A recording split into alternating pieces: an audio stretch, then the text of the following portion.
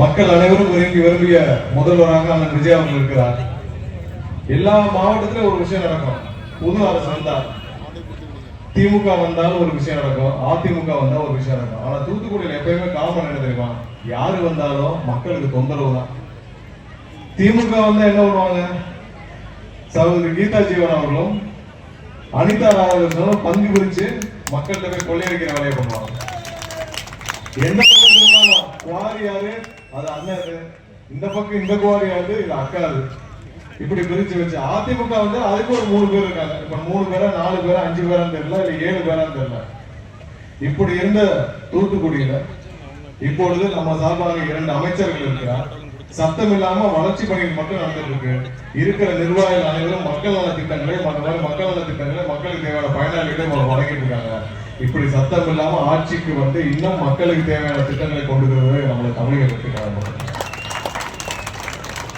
வேற எந்த கட்சி இருக்காது. இந்நேரம் ஆட்சிக்கு வந்தா முதல்ல 2 மாசம் இருக்கிறதெல்லாம் எங்க பங்கு பிடிக்கிறது, எங்கெங்கெல்லாம் போய் வசூல் பண்ணலாம். இவர்கள் இல்லாத துறை இல்ல, செய்யாத தொழில் இல்ல. எந்த பக்கம் போனாலும் இன்னைக்கு தூத்துக்குடி சுத்தி அத்தனை நிறுவனங்கள் இருக்குது, அத்தனை இண்டஸ்ட்ரீஸ் இருக்குது. எல்லா இண்டஸ்ட்ரீஸ்லயும் ஒரு குறிப்பிட்ட தொகை இன்னமும் வசூலிக்கப்படுகிறது திமுக சார்பாக.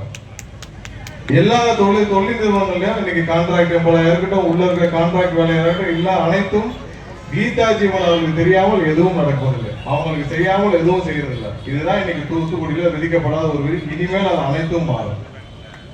எல்லா இல்லீகல் குவாரியும் கண்டிப்பாக நிறுத்தப்படும். தூத்துக்குடியை சுற்றி 70க்கும் மேற்பட்ட குவாரிகள், அதுல பெரும்பாலும் இல்லீகல் குவாரிகள். அனைத்து குவாரிகளும் நிறுத்தப்பட வேண்டும். இன்னும் எவ்வளவுதான் நீங்க மக்களுடைய சொத்துக்களையும் நேச்சர் ரிசோர்ஸையும் இன்னைக்கு இருக்கிற கல்கோலையும் குவாரிகளையும் நீங்க கொள்ளையடிச்சிருக்கீங்க. கடந்த வாரம் ஒரு அறிவிப்பு வந்திருக்கும். என்னன்னு பாத்தீங்கன்னா, வேற மாநிலங்கள் தமிழகத்திலிருந்து வேற மாநிலங்களுக்கு கொண்டு செல்வதற்கான தடையை விதிக்கப்பட்டுள்ளது. இது எவ்வளவு பெரிய அறிவிப்பு தெரியுமா? ஆயிரக்கணக்கான லாரிகள் இருந்து இங்க கன்னியாகுமரி, நாகர்கோவில் இந்த பக்கம் இருந்தும் அந்த பக்கம் கோயம்புத்தூர் இருந்தும் வேற மாநிலங்களுக்கு ஆயிரக்கணக்கான லாரிகள்ல நம்மளுடைய பொது சொத்துக்கள், நம்மளுடைய மணல்களும் கற்களும் கொள்ளையடிக்கப்பட்டு வந்தது. அனைத்தும் ஒரே தடையாணை மூலமாக நம்மளோட தளபதி அவர்கள் முதலமைச்சர் அவர்கள் நிறுத்தியிருக்கிறார். தமிழ்நாடு இயற்கை வளங்களை கொள்ளையடிச்சு வேற மாநிலங்களுக்கு ஏற்றுமதி செய்யப்பட்டது இதோட நிறுத்தப்பட்டது. எத்தனை வருஷமா நம்மளுடைய குவாரிகளும் அனைத்தும் கொள்ளையடிக்கப்பட்டது. இதேதான் நடந்திருக்கு. இதெல்லாம் அனைத்தும் நிறுத்தப்படும். இப்படி ஒரு ஆட்சி வரணும்னு தான் மக்கள் நினைச்சாங்க. அதைதான் நம்மளும் செஞ்சிருக்கோம். சிறப்பான ஆட்சி கொண்டு வந்தாங்க. தூத்துக்குடியில இதுவரைக்கும் நடந்த விஷயங்கள் என்ன? அனிதா ராதாகிருஷ்ணன் 25 வருஷம் என்ன செஞ்சிருக்கிறார்? அனிதா ராதாகிருஷ்ணன் சொல்றாரு, நான் வந்து அதுக்கு முன்னாடி நான் வந்து வியாபாரியாக இருந்தேன், நான் சாதாரண வியாபாரி. சரி, சாதாரண வியாபாரிக்கு எத்தனை குவாரி, எவ்வளவு சொத்துக்கள்? சாதாரண வியாபாரிக்கு எத்தனை ஆயிரக்கணக்கான கோடிக்கணக்கான சொத்துக்கள். சரி, அப்படி மக்களுக்கு என்ன செஞ்சீங்க? ஒண்ணுமே செய்யலாம். அனிதா ராதாகிருஷ்ணனும் இன்னைக்கு வந்து இவங்க திருமதி கீதா ஜீவன் வந்த பிறகும் எவ்வளவு தூரம் இங்க வந்து ரவுடிசம் கூடி இருக்கு. அதாவது அவரை பத்தி முன்னாடி எல்லாம் போனீங்கன்னா அவரை முரட்டு பக்தர்னுவாங்க. அவங்க அப்பா பெரியசாமியா.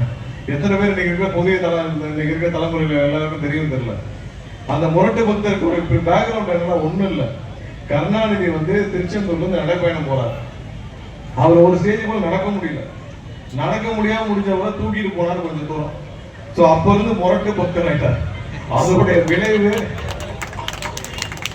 நடக்க முடியாத கருணாநிதி தூக்கிட்டு போனதுனால முரட்டு பக்தரான பெரியசாமிக்கு அதனுடைய விளைவு ஒரு மாவட்டமே தாரை வார்க்கப்பட்டுச்சு. ஒரு பக்கம் அண்ணன், இன்னொரு பக்கம் தங்கச்சி, 2 பேரும் சேர்ந்து ஒரு எம்பி ஆகி, அதுக்கப்புறம் பல துறைகளுக்கு அமைச்சராகி, அதுக்கப்புறம் அது மாதிரி இது மாதிரி அனைத்தும் சேர்ந்து இந்த மொத்த மாவட்டத்தையும் தூத்துக்குடி மாவட்டத்தையும் ஒரே ஒரு ஆளுக்காக தாரை வார்த்து கோடிக்கணக்கான ரூபாய்களை கொள்ளையடிக்க ஆலோ பண்ண இந்த கருணாநிதி அவர்களுக்கு இனிமேலும் மக்கள் பொறுத்து கொள்ளக்கூடாது. வந்ததிலிருந்து நம்மளுடைய அமைச்சர்கள் 2 பேரும், நம்மளுடைய இங்க இருக்கிற நிர்வாகிகள் அனைவரும் தூத்துக்குடி மாவட்டத்துக்கு என்ன செய்யணும்னு தான் பார்த்துட்டு இருக்காங்க. ஒவ்வொரு நாள் இப்போ வந்து பேசுனது என்ன சொன்னாங்க, நம்ம வந்து மாநகராட்சிக்கு நிறைய செய்யணும். அங்க இருக்க அமைச்சர்களும் நிறைய 2 அமைச்சர்களும் இங்க இருக்கிற அனைத்து நம்ம நிர்வாகிகளும் சேர்ந்து தூத்துக்குடி மாநகராட்சிக்கு என்னென்ன செய்யணும்னு செஞ்சுட்டே இருக்காங்க. எவ்வளவு கோரிக்கைகள் கொடுத்துருக்காங்க, அனைத்தும் நிறைவேற்றப்படும். அதற்கான அனைத்து வேலைகளும் நம்ம துவங்கி இருக்கிறோம்.